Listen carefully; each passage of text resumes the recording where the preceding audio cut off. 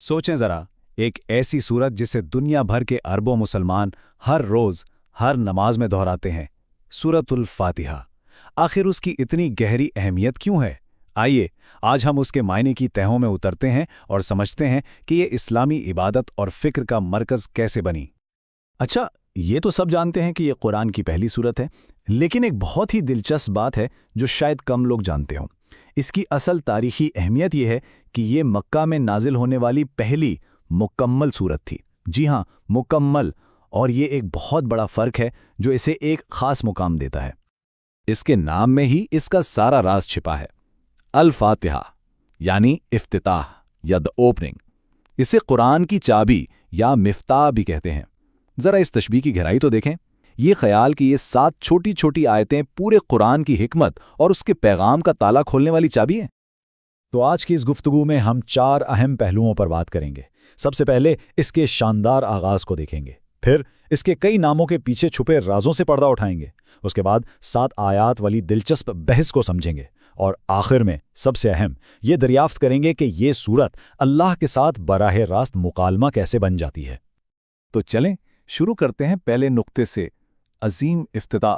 बात सिर्फ इतनी नहीं है कि ये कुरान का पहला बाब है, नहीं, इससे कहीं बढ़कर है। इसके नाजिल होने का अंदाज ही इसे सबसे अलग कर देता है। देखें, कुरान का नज़ूल अक्सर टुकड़ों में होता था। याद है, पहली वही सूरतुल अलक की इब्तिदाई 5 आयात थीं, लेकिन सूरतुल फातिहा के साथ ऐसा नहीं हुआ। ये बिल्कुल मुख्तलिफ थी। ये एक ही बार में एक मुकम्मल इकाई के तौर पर नाजिल हुई, और ये बात इसकी बुनियादी और जामे हैसियत को जाहिर करती है। अब आते हैं दूसरे नुक्ते पर। कई नाम, एक जौहर। सूरत अल फातिहा के जो मुख्तलिफ नाम है ना, वो सिर्फ नाम नहीं है, हर नाम इसकी अहमियत का एक नया दरवाज़ा खोलता है। एक बहुत ही खूबसूरत बात है जो अरब सकाफत में रची बसी है, वो ये कि जिस चीज़ से उन्हें बहुत ज़्यादा मोहब्बत या अकीदत होती थी, वो उसे बहुत से नामों से पुकारते थे। तो सूरतुल फातिहा के इतने सारे नाम होना इस बात का सबूत है कि मुसलमानों के दिलों में उसके लिए कितनी गहरी मोहब्बत और कितना एहतराम पाया जाता है। ये सिर्फ एक बाब नहीं, बल्कि एक अनमोल खजाना है। यूं तो इसके कई नाम हैं, लेकिन 4 नाम सबसे ज़्यादा मशहूर हैं। पहला तो अल फातिहा यानी इफ्तिताह, फिर उम्मुल कुरान और उम्मुल किताब मतलब कुरान और किताब की माँ, और चौथा अस्सबउल मसानी यानी वो 7 आयतें जो बार बार दोहराई जाती हैं। और सच पूछें तो हर नाम अपने अंदर एक अलग कहानी रखता है। चलें उम्मुल कुरान या उम्मुल किताब के लक़ब को देखते हैं। किताब की माँ, ये कितना गहरा मतलब रखता है। इसका मतलब यह है कि ये छोटी सी सूरत अपने अंदर पूरे कुरान के बुनियादी पैगाम का निचोड़ रखती है। तौहीद, अल्लाह की रहमत, सीधे रास्ते की दुआ, कुरान के तमाम मरकज़ी मौज़ूआत आपको इन 7 आयतों में मिल जाएंगे। ये समझें कि ये पूरे कुरान का एक छोटा सा मॉडल है, एक ऐसा खुलासा जिसने पूरे समंदर को एक कोज़े में बंद कर दिया है। अच्छा, अब चलते हैं तीसरे नुक्ते की तरफ, 7 आयात की बहस। ये बज़ाहिर तो एक छोटी सी इल्मी बहस लगती है, लेकिन इससे पता चलता है कि हमारे उलमा ने कुरान के मतन पर कितनी बारीक बीनी से काम किया है। सबसे पहले तो एक बात बिल्कुल साफ कर लें, इस बात पर तमाम उलमा का इत्तिफाक है, यानी इजमा है, कि सूरतुल फातिहा में 7 आयतें हैं। ठीक, इस गिनती पर कोई इख्तिलाफ नहीं है। ये एक ऐसी हकीकत है जिसे तमाम इस्लामी मकातिब फ़िक्र मानते हैं। तो फिर सवाल यह है कि बहस किस चीज़ पर है? बहस इस बात पर है कि बिस्मिल्लाहिर्रहमानिर्रहीम क्या ये सूरतुल फातिहा की पहली आयत है? यहीं आकर उलमा की राय थोड़ी सी मुख्तलिफ हो जाती है, लेकिन मज़े की बात यह है कि इस इख्तिलाफ के बावजूद नतीजा एक ही निकलता है। इसमें 2 बड़े नज़रियात हैं। एक गिरोह, जैसे इमाम शाफी, कहता है कि जी हाँ, बिस्मिल्लाह पहली आयत है, और 7 की गिनती पूरी करने के लिए वो सूरत के आखिरी हिस्से को एक आयत मानते हैं। अब दूसरा गिरोह है, जैसे इमाम अबू हनीफा, वो कहते हैं कि बिस्मिल्लाह सूरत का हिस्सा नहीं, बल्कि हर सूरत से पहले एक बाबरकत आगाज़ है। तो उनके नज़दीक पहली आयत अल्हम्दुलिल्लाह से शुरू होती है, और वो 7 की गिनती कैसे पूरी करते हैं? वो आखिरी हिस्से को 2 अलग अलग आयतों में तकसीम कर देते हैं। लेकिन यहाँ सबसे अहम नुक्ता क्या है? वो ये कि गिनती का तरीक़ा चाहे कोई भी हो, नतीजा एक ही है।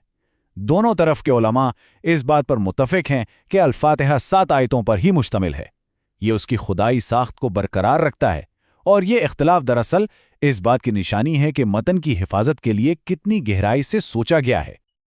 और अब आते हैं चौथे और शायद सबसे गहरे नुक्ते पर, अल्लाह से एक मुकालमा।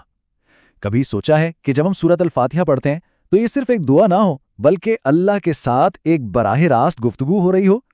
یہ ایک ایسا تصور ہے جو نماز کے پورے تجربے کو بدل کر رکھ دیتا ہے۔ اس کی بنیاد ایک بہت ہی طاقتور حدیث قدسی پر ہے جس میں اللہ تعالیٰ خود فرماتا ہے کہ میں نے نماز کو اپنے اور اپنے بندے کے درمیان 2 حصوں میں تقسیم کر دیا ہے اور میرے بندے کو وہ ملے گا جو اس نے مانگا۔ سوچیں، یہ ایک ڈائیلاگ، ایک مکالمہ ہے، آدھا اللہ کی تعریف کے لیے اور آدھا بندے کی درخواست کے لیے، اور اللہ کا وعدہ ہے کہ جو مانگا جائے گا وہ ملے گا۔ تو یہ مکالمہ ہوتا کیسے ہے؟ ذرا تصور کریں۔ بندہ پڑھتا ہے الحمدللہ رب العالمین، اور اللہ جواب دیتا ہے میرے بندے نے میری تعریف کی۔ پھر بندہ کہتا ہے الرحمن الرحیم، جواب آتا ہے میرے بندے نے میری بزرگی بیان کی۔ اور پھر وہ آیت آتی ہے جو اس تعلق کا مرکز ہے، ایاک نعبد و ایاک نستعین۔ اس پر اللہ فرماتا ہے یہ میرے اور میرے بندے کے درمیان ہے اور میرے بندے کو وہ ملے گا جو اس نے مانگا۔ یہ کتنا گہرا اور ذاتی تعلق ہے۔ جب یہ سمجھ آ جاتی ہے نا تو نماز صرف کچھ الفاظ دہرانے کا نام نہیں رہتی، یہ ایک زندہ حقیقی مکالمہ بن جاتی ہے۔ ایک ایسا ذاتی اور براہ راست تعلق محسوس ہوتا ہے جہاں یہ یقین ہوتا ہے کہ ہر آیت کا جواب آ رہا ہے۔ یہ صرف یک طرفہ درخواست نہیں رہتی بلکہ ایک ایسی گفتگو بن جاتی ہے جس میں تعریف بھی ہے اور جواب بھی۔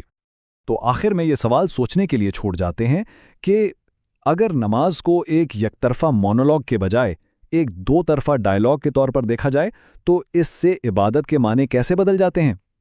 یہ علم ہماری روحانی زندگی اور اللہ کے ساتھ ہمارے تعلق کو کس طرح ایک نئی گہری شکل دے سکتا ہے؟